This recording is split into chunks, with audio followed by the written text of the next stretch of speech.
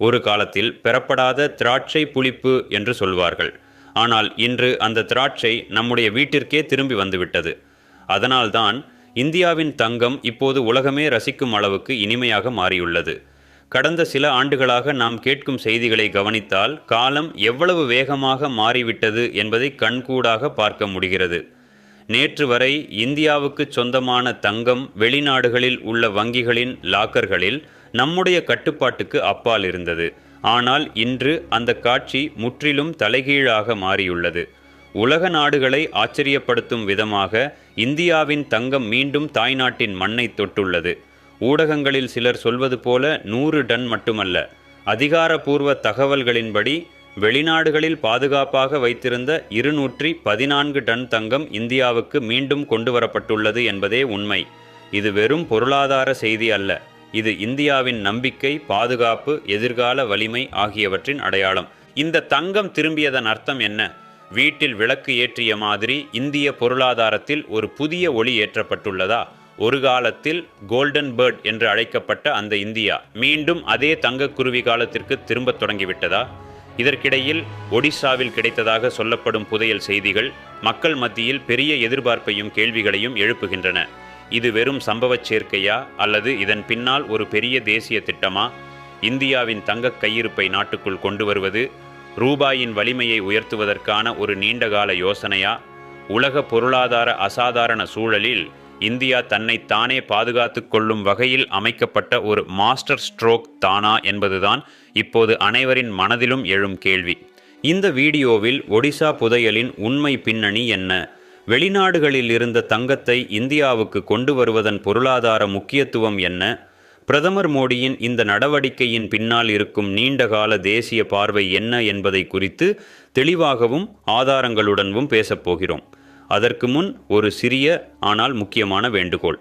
நீங்கள் இன்னும் MK trend news YouTube சேனலுக்கு சப்ஸ்கிரைப் செய்யவில்லை என்றால் இப்போதே சப்ஸ்கிரைப் செய்து கருத்துப் பிரிவில் பெருமையுடன் ஜெய் ஹிந்த் என்று டைப் செய்யுங்கள். இந்த வீடியோ முடிவு வரை பாருங்கள். ஏனெனில் இந்தியாவின் தங்கக் கதையில் இன்னும் சொல்லப்படாத உண்மைகள் உங்களை காத்திருக்கின்றன. விஷயத்திற்குள் நேரடியாக போனால் கடந்த சில மாதங்களாக செய்தி சேனல்களையும் செய்தித்தாள்களையும் திறந்தாலே ஒரு செய்திதான் தொடர்ந்து கண்களில் படுகிறது. இந்திய ரிசர்வ் வங்கி வெளிநாடுகளில் பாதுகாப்பாக வைக்கப்பட்டிருந்த நமது தங்கத்தை மீண்டும் இந்தியாவுக்கு கொண்டு வந்திருக்கிறது என்பதுதான் அது. பல ஊடகங்கள் இதை 100 டன் தங்கம் என்று சொல்லிக் கொண்டிருக்கின்றன. ஆனால் உண்மை அதைவிட பல மடங்கு ஆழமும் வலிமையும் கொண்டது. இந்திய ரிசர்வ் வங்கியின் அதிகாரப்பூர்வ தரவுகளின்படி 2022 செப்டம்பர் முதல் 2024 செப்டம்பர் வரை சத்தமே இல்லாமல், உலக நாடுகளுக்கு ஒரு சிறிய தகவல் கூட கசியாமல் 214 டன் தங்கம் உயர் பாதுகாப்புடன் இந்திய மண்ணுக்குள் கொண்டு வரப்பட்டுள்ளது. இது ஒரு சாதாரண பொருளாதார முடிவு அல்ல. இந்திய வரலாற்றில் ஒரு முக்கிய திருப்புமுனை என்று சொல்லலாம். ஏனென்றால் இவ்வளவு பெரிய அளவிலான தங்கம் ஒரே காலகட்டத்தில் ஒரே திட்டத்தின் கீழ் இரகசியமாக நாட்டுக்குள் கொண்டு வரப்பட்ட சம்பவம் இதுவரை நடந்ததே இல்லை. இந்த நடவடிக்கை எவ்வளவு இரகசியமாக இருந்தது என்றால், தங்கம் இந்தியாவை அடையும் வரை வெளி உலகிற்கு எந்த ஒரு சைகையும் இல்லை. இதன் உண்மையான முக்கியத்துவத்தை புரிந்து கொள்ள நாம் சற்றே பின்னோக்கி பயணம் செய்ய வேண்டும். 1991 இந்திய நிதி வரலாற்றில் மறக்க முடியாத ஒரு கருப்பு காலம். அப்போது நம் நாட்டின் கையில் வெளிநாட்டு நாணயம் இல்லை. பெட்ரோல் வாங்கவும் டீசல் இறக்குமதி செய்யவும் கூட போதுமான டாலர்கள் இல்லை. நாடு திவாலாகும் நிலைக்கு வந்துவிட்டதாக உலகமே பேசத் தொடங்கியது. வேறு வழியில்லாமல் எங்கள் வீட்டில் இருந்த தங்கத்தை எடுத்து இங்கிலாந்து வங்கி மற்றும் சுவிஸ் வங்கிகளில் அடகு வைக்க வேண்டிய கட்டாயம் ஏற்பட்டது. IMF மற்றும் உலக வங்கியிடமிருந்து கடன் பெற இந்தியா தன் தங்கத்தை அடமானம் வைத்த அந்த காட்சிகள் பல இந்தியர்களின் கண்களில் கண்ணீரை வரவழைத்தன. விமான நிலையத்தில் இந்திய தங்கத்தை ஏற்றிச் செல்லும் விமானங்களை பார்த்து எங்கள் நாட்டின் மரியாதை பறிகொடுக்கப்படுகிறது என்று மனம் உடைந்தவர்கள் ஏராளம். அன்று உலகம் இந்தியாவை பரிதாபத்துடன் பார்த்தது. ஆனால் காலம் ஒரே இடத்தில் நிற்கும் ஒன்றல்ல. சக்கரம் சுழல்வது போல சூழ்நிலையும் சக்தியும் எப்போதும் மாறிக்கொண்டேதான் இருக்கும். அதையே இன்று இந்தியா உலகத்திற்கு நிரூபித்து வருகிறது. ஒரு காலத்தில் கடன் பெறுவதற்காக அடகு வைக்கப்பட்ட தங்கத்தை மட்டுமல்ல, பாதுகாப்பு என்ற பெயரில் வெளிநாடுகளில் வைத்திருந்த ஒவ்வொரு கிராமும் மீண்டும் இந்தியாவின் கட்டுப்பாட்டில் இருக்க வேண்டும் என்ற தெளிவான முடிவை இந்திய ரிசர்வ் வங்கி எடுத்தது. எங்கள் தங்கம் எங்கள் கண் முன்னால் இருந்தால்தான் நிம்மதியாக தூங்க முடியும் என்ற மனநிலையில்தான் இந்த நடவடிக்கை தொடங்கியது. உண்மையில் இந்த பணிகள் 2022ஆம் ஆண்டிலேயே அமைதியாக ஆரம்பமானது. ஆரம்ப கட்டத்தில் 10 முதல் 12 டன் வரை தங்கம் மெதுவாக யாருக்கும் சந்தேகம் எழாத வகையில் இந்தியாவுக்குள் கொண்டு வரப்பட்டது. ஆனால் உண்மையான ஆட்டம் 2024ஆம் ஆண்டில்தான் தொடங்கியது. ஏப்ரல் மாதத்தில் தந்தேராஸ் பண்டிகைக்கு முன்பாகவே சுமார் 100 டன் தங்கம் ஒரே கட்டமாக இந்தியாவை அடைந்தது. அதற்கு பிறகு அக்டோபர் மாதத்தில் மேலும் 102 டன் தங்கம் பாதுகாப்பாக நாட்டுக்குள் கொண்டு வரப்பட்டது. 1991 நிதி நெருக்கடியிற்கு பிறகு இவ்வளவு பெரிய அளவிலான தங்கம் இந்தியாவுக்கு திரும்பி வந்தது. இதுவே முதல் முறை. இதுவே ஒரு சாதனை. தற்போதைய நிலவரப்படி இந்திய ரிசர்வ் வங்கியிடம் மொத்தமாக சுமார் 879 டன் தங்க இருப்பு உள்ளது. இதில் 613 டன் தங்கம் இப்போது முழுமையாக இந்திய மண்ணில் பாதுகாப்பாக வைக்கப்பட்டுள்ளது. மீதமுள்ள சுமார் 224 டன் தங்கம் வெளிநாடுகளில் வைத்திருக்கப்படுகிறது. ஏனென்றால் சர்வதேச வர்த்தக பரிவர்த்தனைகள், அவசர கால பணப்புழக்கம் போன்றவற்றுக்கு ஒரு குறைந்த அளவு தங்கம் அங்கே இருப்பது நடைமுறை ரீதியாக அவசியம். ஆனால் கேள்வி என்னவென்றால், ஏன் இப்போதுதான் இந்த பெரிய முடிவு? இதன் பின்னால் இருக்கும் தர்க்கம் என்ன? மற்றவர்களின் உதவியில் நிற்பதை விட நம் சொந்த காலில் நிற்பதே பாதுகாப்பு என்ற பழமொழி இங்கு முழுமையாக பொருந்துகிறது. கொரோனா தொற்றுநோய் உலக பொருளாதாரத்தை உலுக்கிய பிறகு ரஷ்யா உக்ரைன் போர், அதனைத் தொடர்ந்து மத்திய கிழக்கில் உருவான மோதல்கள், குறிப்பாக இஸ்ரேல் தொடர்பான பதற்றங்கள், இந்த எல்லா நிகழ்வுகளும் முழு உலகத்தையும் நிதி ரீதியாக நிலைகுலைய வைத்துவிட்டன. ஒரு காலத்தில் வலிமையானவை என்று சொல்லப்பட்ட பல மேற்கத்திய நாடுகளின் பொருளாதாரங்கள் இன்று தடுமாறுகின்றன. டாலர், யூரோ போன்ற நாணயங்கள் மீது கூட நம்பிக்கை குறைந்து வருகிறது. அதே நேரத்தில் தங்கத்தின் மதிப்பு தொடர்ந்து உயர்ந்து கொண்டே இருக்கிறது. சில நாடுகளின் சொத்துக்கள் முடக்கப்பட்ட விதத்தை பார்த்த பிறகு நம்முடைய செல்வம் நம்மிடமே இருக்க வேண்டும் என்ற பயமும் விழிப்புணர்வும் உலகம் முழுவதும் உருவாகியுள்ளது. அந்த விழிப்புணர்வை செயலாக மாற்றிய நாடுகளில் இந்தியா இன்று முன்னணியில் நிற்கிறது. இது வெறும் பொருளாதார முடிவு அல்ல, இது இந்தியாவின் எதிர்கால பாதுகாப்பிற்காக எடுக்கப்பட்ட ஒரு தொலைநோக்கு தீர்மானம். ரஷ்யா உக்ரைன் போர் தொடங்கிய அந்த நாளே உலகம் முழுவதும் ஒரு பெரிய அதிர்ச்சி அலை பரவியது. அமெரிக்கா மற்றும் ஐரோப்பிய நாடுகள் ஒன்றாக இணைந்து ரஷ்யாவுடன் தொடர்புடைய சுமார் 300 பில்லியன் டாலர் மதிப்புள்ள சொத்துக்களை ஒரே கையெழுத்தில் முடக்கிவிட்டன. அதாவது ரஷ்யர்களின் பணம், தங்கம், முதலீடுகள் அனைத்தும் உங்களுக்கு சொந்தமானதுதான், ஆனால் பயன்படுத்த முடியாது என்ற நிலைக்கு தள்ளப்பட்டது. இதை பார்த்த பிறகு உலகின் பல நாடுகளின் மத்திய வங்கிகளுக்குள் ஒரு கேள்வி வெடித்தது. நாளை காலை அமெரிக்காவுடன் நமக்கு அரசியல் அல்லது இராணுவ மோதல் ஏற்பட்டால் நம்முடைய பணமும் இதே போல பூட்டி வைக்கப்படுமா என்ற சந்தேகம்தான் அது. அந்த நிமிடத்தில் சர்வதேச நிதி அமைப்பின் மீது இருந்த நம்பிக்கை காற்றில் எரியும் விளக்கு போல குலுங்க ஆரம்பித்தது.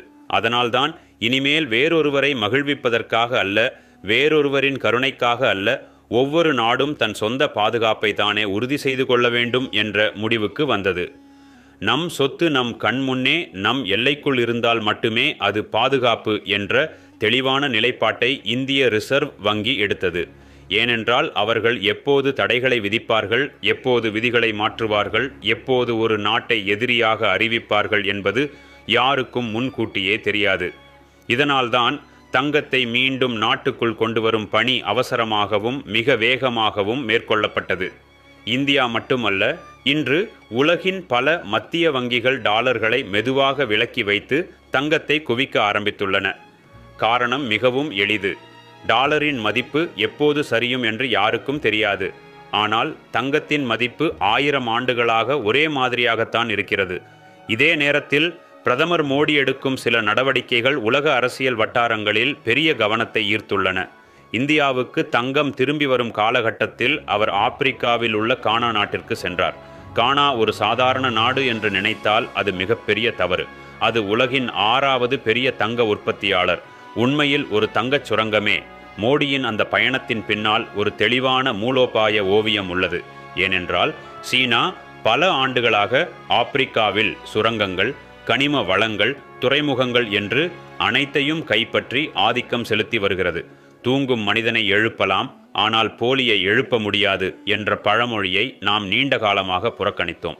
ஆனால் இப்போது இந்தியாவும் அந்த போட்டியில் இறங்கியுள்ளது. கானாவுடன் நட்பு வளர்த்து அங்கிருந்து நேரடியாக மூல தங்கத்தை இந்தியாவுக்கு கொண்டு வர வேண்டும். நமது நிறுவனங்கள் அங்கு சுரங்கம் தோண்ட வேண்டும் என்பதே திட்டம். இதன் மூலம் தங்கத்தின் முழு விநியோகச் சங்கிலியும் நம் கைகளில் வரும். இது சீனாவுக்கு நேரடியான கடுமையான போட்டியாக மாறும். நம் நிறுவனங்கள் அங்கு சுரங்கம் மற்றும் சுத்திகரிப்பு திட்டங்களில் முதலீடு செய்தால் எதிர்காலத்தில் இந்தியாவுக்கு தங்கத்திற்கான பற்றாக்குறை என்றே இருக்காது. அதே நேரத்தில் உண்மையான நல்ல செய்தி என்னவென்றால், வெளியில் எலிகள் வீட்டில் ஈக்கள் என்ற பழமொழி இப்போது இந்தியாவுக்கு பொருந்தாது. ஏனென்றால் நம் சொந்த வீட்டிலேயே தங்கம் கிடைத்துள்ளது.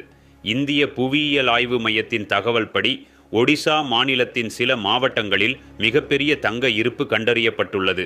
முழுவீச்சில் சுரங்கம் தொடங்கினால் சுமார் 50 டன் தங்கம் கிடைக்க வாய்ப்பு உள்ளது.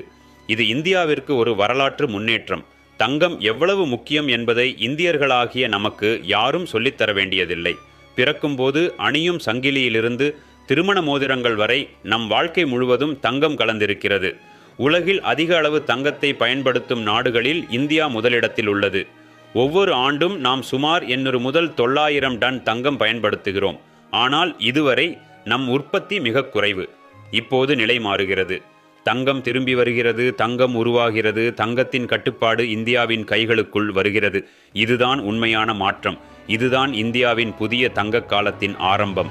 உண்மை என்னவென்றால், இன்று இந்தியாவின் தங்கத் தேவைகளில் சுமார் 90% வெளிநாடுகளிலிருந்து இறக்குமதி செய்யப்படுகிறது. இதன் காரணமாக ஆண்டுதோறும் பெரும் அளவிலான அந்நிய செலாவணி நாட்டை விட்டு வெளியேறுகிறது. இதைத்தான் பொருளாதார மொழியில் வர்த்தக பற்றாக்குறை என்று சொல்கிறார்கள்.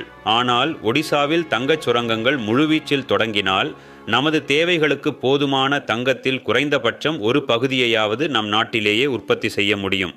அப்படி நடந்தால் வெளிநாட்டு இறக்குமதி குறையும், அந்நிய செலாவணி சேமிக்கப்படும், வெளிநாட்டு கடன் அழுத்தம் தளர்ந்து ரூபாயின் மதிப்பு இயற்கையாகவே வலுப்படும். அதோடு மட்டுமல்ல, சுரங்கம், சுத்திகரிப்பு, போக்குவரத்து, தொழில்நுட்பம் என பல துறைகளில் லட்சக்கணக்கான வேலை வாய்ப்புகள் உருவாகும். ஒரே கல்லில் 2 மாங்காய் என்ற மாதிரி தங்கத்துடன் சேர்த்து தாமிரம், வெள்ளி போன்ற பிற விலை மதிப்புள்ள உலோகங்களும் கிடைக்கும் வாய்ப்பும் அதிகம். இப்போது உலக அரசியல் மற்றும் பொருளாதார போக்குகளை கவனித்தால் பழைய காலங்கள் திரும்பி வருவது போல தெரிகிறது. உலகம் மெதுவாக 2ஆக பிரிகிறது. ஒரு புறம் அமெரிக்க டாலரை மையமாக கொண்ட அமைப்பு, மறுபுறம் பிரிக்ஸ் நாடுகள் தங்கள் சொந்த நாணயம் அல்லது தங்கத்தை அடிப்படையாக கொண்ட வர்த்தகத்தை நோக்கி நகர்கின்றன. சீனாவை பார்த்தால் இந்த மாற்றம் எவ்வளவு தீவிரம் என்பதை புரிந்து கொள்ளலாம். அவர்களிடம் 2200 டன்களுக்கும் அதிகமான தங்கம் உள்ளது. ஆனால் அதில் 1 கிராம் கூட வெளிநாட்டில் இல்லை.